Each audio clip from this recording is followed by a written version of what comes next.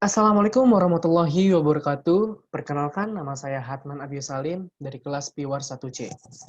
Pada kesempatan kali ini, saya ingin mempresentasikan laporan kerja yang pada saat itu saya magang di perusahaan PT TPN Eiler Jakarta. Next. Ya, ini ada beberapa profil singkat dari perusahaan PT TPN Eiler Jakarta. Yang pertama, perusahaan ini bernama PT TPN Eiler yang telah berdiri pada tahun 2011. Perusahaan ini terletak di Jalan Gatot Subroto nomor 33 Jakarta Pusat. Dan nomor telepon perusahaan ini yaitu 021 7897 6543. Dan web dari perusahaan ini yaitu tapandeiler.co.id. Tapandeiler juga memiliki Gmail yang tertera di slide yaitu tapandeiler08@gmail.com. Dan perusahaan ini juga memiliki media sosial yaitu Facebook dan Instagram yang bernama @tapandeiler. Next. Visi misi dari perusahaan ini yaitu visinya menciptakan gaya hidup sederhana namun mengesankan. Dan misinya yaitu membuat produk masa kini dengan inovasi terkini. Kedua, membentuk kesederhanaan menjadi sesuatu yang bernilai melalui produk dan layanan. Dan yang ketiga, menciptakan layanan yang maksimal. Next. Ya, ini merupakan logo dari perusahaan Tap and Eiler. Ya, selanjutnya sebelum masuk ke sistem ketenaga kerjaan dan hari dan jam kerja operasional karyawan, saya ingin memberikan informasi sedikit bahwa perusahaan Tap and Eiler, bergerak di bidang fashion atau pakaian, yang dimana perusahaan ini memproduksi pakaian. Ya, selanjutnya kita masuk ke sistem ketenaga kerjaan dan hari dan jam kerja operasional karyawan. Di slide terdapat tabel di mana ada sistem kerja outsourcing. Ya, sistem yang diterapkan di perusahaan ini merupakan sistem kerja outsourcing, di mana jam kerja karyawan dimulai pada pukul 8 sampai pukul 8 pagi dimulai pada pukul 8 pagi sampai pukul 8 malam. Yang dijeda pada pukul 11 sampai pukul 1 siang untuk istirahat dan dilanjutkan kembali pada pukul 1:15 siang sampai pukul 8 malam. Hingga hari Rabu pun jam kerjanya pun masih sama. Yang berbeda yaitu pada hari Kamis, Jumat, dan Sabtu. Pada hari Kamis, karyawan mulai bekerja pada pukul 8 sampai pukul 7 malam. Dan di sela-sela break pada pukul 11 sampai 1 siang. Dan pada hari Jumat, karyawan mulai bekerja pada pukul 7 sampai jam 11 siang. Dan 11 siang sampai setengah 2 siang itu di break istirahat, dan kemudian dilanjutkan kembali pada pukul setengah 2 sampai pukul 6 sore. Dan pada hari Sabtu, perusahaan ini mulai beroperasional pada pukul 9 pagi sampai jam 11 siang, dan kemudian istirahat pada pukul 11 sampai jam 1 siang, dan dilanjutkan kembali pada pukul 1:15 siang sampai pukul 5 sore. Dan perusahaan ini tutup atau libur pada hari Minggu. Next. Ya, pada perusahaan ini atau kantor PT TPN Eiler juga memiliki fasilitas yang diberikan oleh karyawannya. Yang pertama ada kantin, pengakuan kinerja, kemudian kepedulian terhadap keluarga, fasilitas cuti, dan tempat beribadah.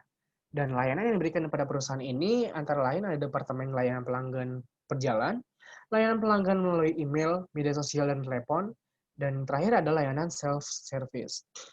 Ya, di sini terlampir ada struktur organisasi perusahaan, di mana pada perusahaan Tap and Eiler, atasan yang paling atas ada presiden direktur, dan di bawahnya ada wakil presiden direktur, dan kemudian ada jajaran-jajaran direktur. Di antaranya ada direktur personalia, dan di bawahnya ada manajer ketenagakerjaan, staf ketenagakerjaan. Kemudian ada direktur pemasaran, yang bawahnya ada manajer penjualan dan staf penjualan. Kemudian ada direktur produksi, yang di bawahnya ada manajer proses produksi, manajer QC and R&D, dan kemudian ada direktur keuangan, yang di mana di bawahnya juga ada staffnya. Next. Ya, di sini saya akan menjelaskan atau menyebutkan beberapa tugas-tugas dari struktur organisasi yang telah tadi saya sebutkan. Yang pertama ada presiden direktur. Presiden direktur ini tugasnya yang pertama adalah memimpin dan bertanggung jawab menjalankan perusahaan. Kedua, bertanggung jawab terhadap kerugian yang mungkin dihadapi perusahaan dan bertanggung jawab terhadap keuntungan perusahaan. Dan ketiga, presiden direktur juga tugasnya menentukan, merumuskan, dan memutuskan sebuah kebijakan dalam perusahaan. Dan kemudian ada wakil presiden direktur. Wakil presiden direktur tugasnya yaitu membantu semua tugas-tugas presiden direktur yang di mana presiden direktur jika memiliki kesulitan. Ketiga ada direktur personalia. Direktur personalia ini tugasnya yaitu mengelola dan melakukan evaluasi terhadap berkas pelamar kerja. Kemudian direktur personalia juga bertugas untuk menghukum atau memberhentikan karyawan yang melanggar aturan. Dan yang ketiga, direktur personalia juga bertugas memiliki tanggung jawab pada perkembangan sumber daya manusia di perusahaan. Next. Kemudian ada direktur pemasaran. Direktur pemasaran ini ada 3 tugasnya. Yang pertama ada memastikan partisipasi departemen dan spesialisasi layanan pemasaran dalam penyusunan rencana jangka panjang. Dan saat ini untuk produksi dan penjualan produk. Dan kedua, direktur pemasaran juga bertugas untuk mengordinasikan kegiatan semua unit fungsional untuk pengumpulan dan analisis informasi komersial dan ekonomi. Ketiga, direktur pemasaran juga bertugas untuk mengatur pengembangan strategi periklanan di media. Kemudian yang kelima ada direktur produksi. Direktur produksi ini bertugas untuk merencanakan sebuah rencana dan mengatur jadwal proses produksi. Kedua, direktur produksi juga bertugas melakukan pengawasan terhadap proses produksi supaya kualitas, kuantitas, dan waktu sesuai dengan rencana. Dan terakhir, direktur produksi juga bertugas untuk bertanggung jawab pada manajemen produksi agar persediaan barang tetap terjaga. Yang terakhir, dan yang keenam ada direktur keuangan. Direktur keuangan ini bertugas bertanggung jawab terhadap kinerja keuangan sebuah perusahaan, bertanggung jawab membuat laporan keuangan perusahaan, dan mengawasi laporan keuangan perusahaan. Dan kemudian ada manajer. Yang pertama ada manajer ketenagakerjaan. Manajer ketenagakerjaan ini tugasnya pertama mengatur perekrutan karyawan yang kompeten dan menjadi koordinasi karyawan di dalam perusahaan. Yang kedua, manajer ketenagakerjaan juga bertugas menjadi jembatan penghubung antara manajemen dan dengan karyawan. Dan yang ketiga, melayani dengan baik para karyawan perusahaan. Kedua, ada manajer penjualan. Manajer penjualan ini pertama tugasnya mengatur perekrutan karyawan yang kompeten dan menjadi koordinasi karyawan di dalam perusahaan. Kedua, manajer penjualan juga bertugas menjadi jembatan penghubung antara manajemen dengan karyawan. Ketiga, manajer penjualan juga bertugas untuk melayani dengan baik para karyawan perusahaan. Dan ketiga, ada manajer proses produksi. Manajer proses produksi ini yang pertama tugasnya melakukan perencanaan dan pengorganisasian jadwal produksi. Kedua, manajer proses produksi juga bertugas untuk menilai proyek dan sumber daya persyaratan. Dan terakhir, manajer proses produksi juga bertugas menjadi penghubung dengan pembeli, pemasaran, dan staf penjualan. Next. Next. Nah, yang keempat ada manajer QC dan R&D, yaitu tugasnya merencanakan, melaksanakan, dan melaporkan semua aktivitas research and development untuk tujuan perbaikan dan pengembangan produk perusahaan. Yang kelima ada manajer pembukuan, di mana kerjanya itu bekerja sama dengan manajer lainnya untuk merencanakan serta meramalkan beberapa aspek dalam perusahaan. Yang kedua, manajer pembukuan juga bertugas untuk menjalankan dan mengoperasikan produk kehidupan perusahaan seefisien dan seefektif mungkin dengan menjalin kerjasama dengan manajer lainnya. Dan terakhir, manajer pembukuan bertugas mengambil keputusan penting dalam investasi dan berbagai pembiayaan serta semua hal yang terkait dengan keputusan tersebut. Next. Selanjutnya ada staff. Yang pertama ada staff ketenagakerjaan. Staf ketenagakerjaan tugasnya yang pertama ada mengelola hubungan antar karyawan, kedua rekrutmen dan pemilihan karyawan, dan terakhir tugas staf ketenagakerjaan yaitu pengembangan dan training. Kemudian ada staf penjualan. Staf penjualan ini tugasnya yaitu menawarkan barang atau jasa produksi perusahaan kepada konsumen. Dan kedua, menjelaskan spesifikasi produk yang dijual kepada konsumen. Dan yang ketiga, staf penjualan juga bertugas memberikan stimulasi hitungan biaya yang harus dikeluarkan dan menjelaskan manfaat yang akan diperoleh.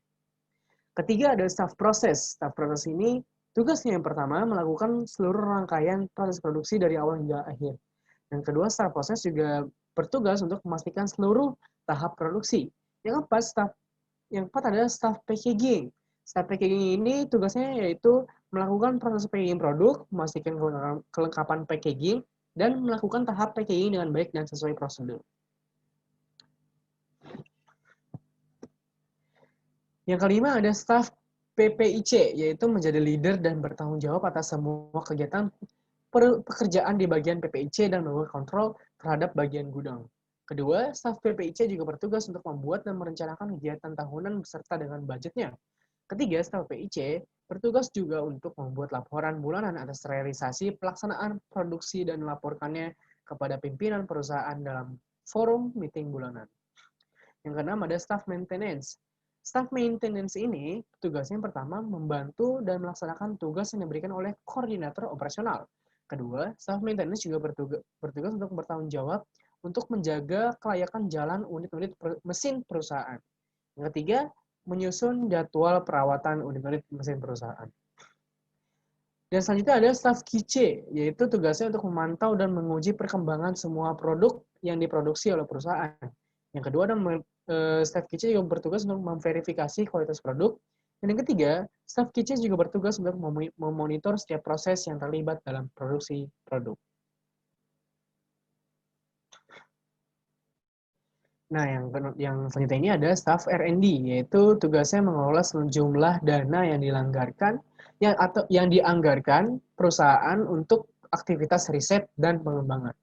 Kemudian staff R&D juga bertugas untuk melakukan tes, membuat alat tes, dan mengembangkan teknologi baru untuk meningkatkan kualitas produk yang dihasilkan perusahaan. Staff R&D juga bertugas untuk memastikan kualitas performansi dalam perusahaan sesuai dengan standar yang telah ditetapkan.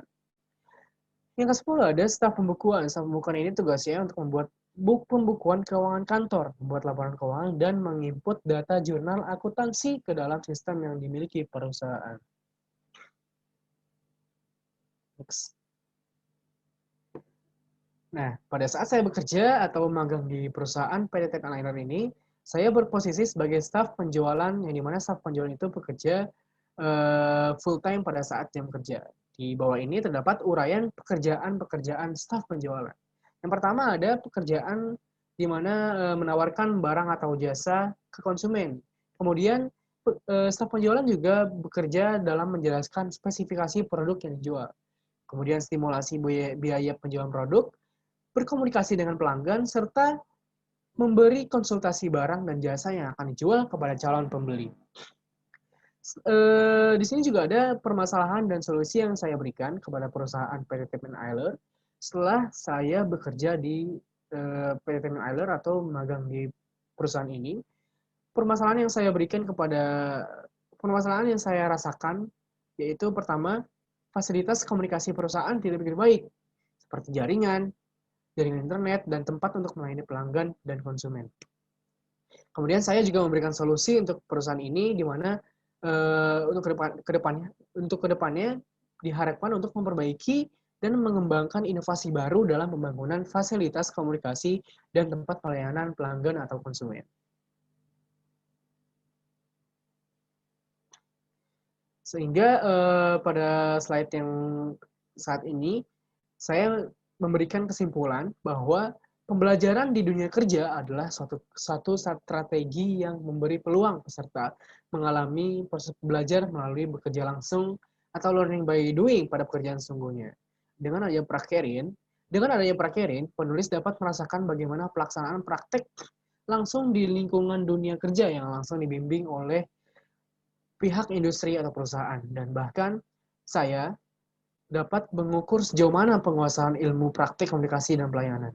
Sehingga kami dan saya pun bersyukur kepada Tuhan Yang Maha Esa bahwa saya telah menyelesaikan praktek kerja industri ini untuk dituangkan ke dalam laporan.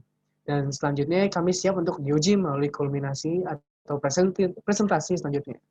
Dan saran saya kepada perusahaan ini yaitu diharapkan untuk meningkatkan fasilitas pelayanan pelanggan atau konsumen, dan sebaiknya diperbaiki dan dikembangkan agar memikat pelanggan dan konsumen.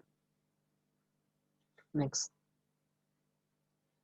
Ya, ini ada daftar pusaka yang saya cantumkan, dan terima kasih. Sekian presentasi dari saya.